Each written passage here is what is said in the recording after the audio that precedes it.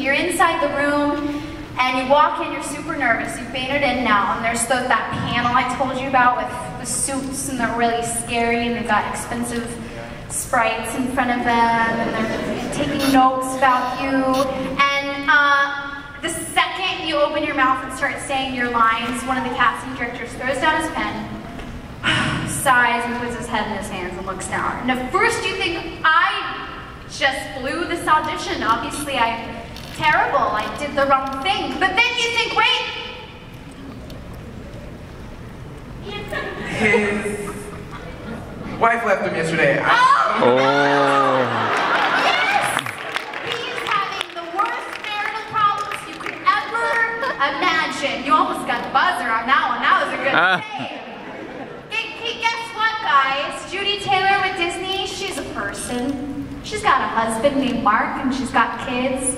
You don't know what's going on in her life. Christian Kaplan, I mean, you see him at the flash interview, or you see him in the hallway or an elevator, and he looks and you don't know what he's dealing with at home. Like, these people are people. They have problems. They've got grandmas that are sick.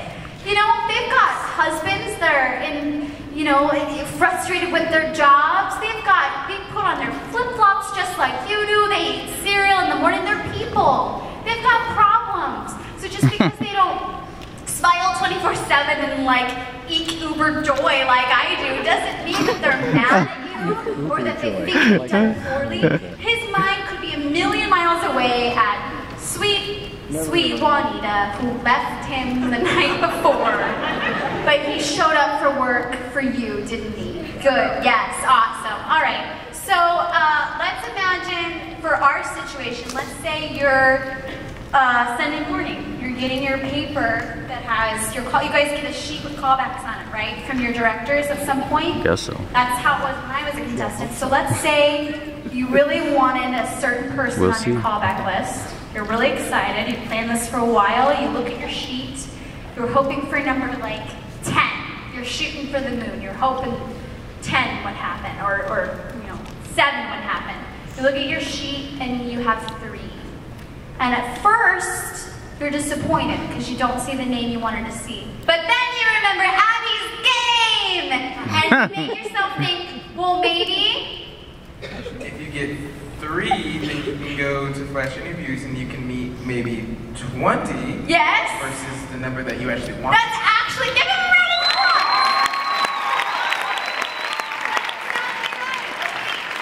If you have more than 7, or 7 or more, I think, you can't go to flash interviews. Right. So think about the number of people you could meet if you're allowed to go in that early time. I've watched it happen where a girl next to me at the table got an agent offer from flash interviews.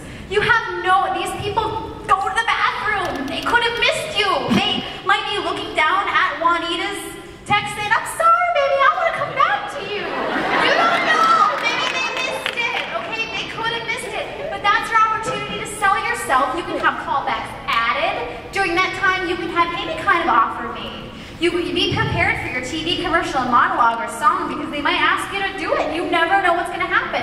So instead of 7 or 10, the one number you were hoping for, you could have 25. Awesome. Great job. I have a little prize for you.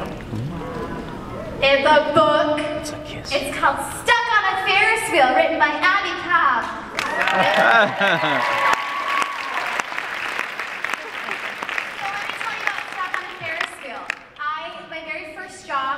Was as an extra. That was my survival job. Do you remember how Doris was the astronaut?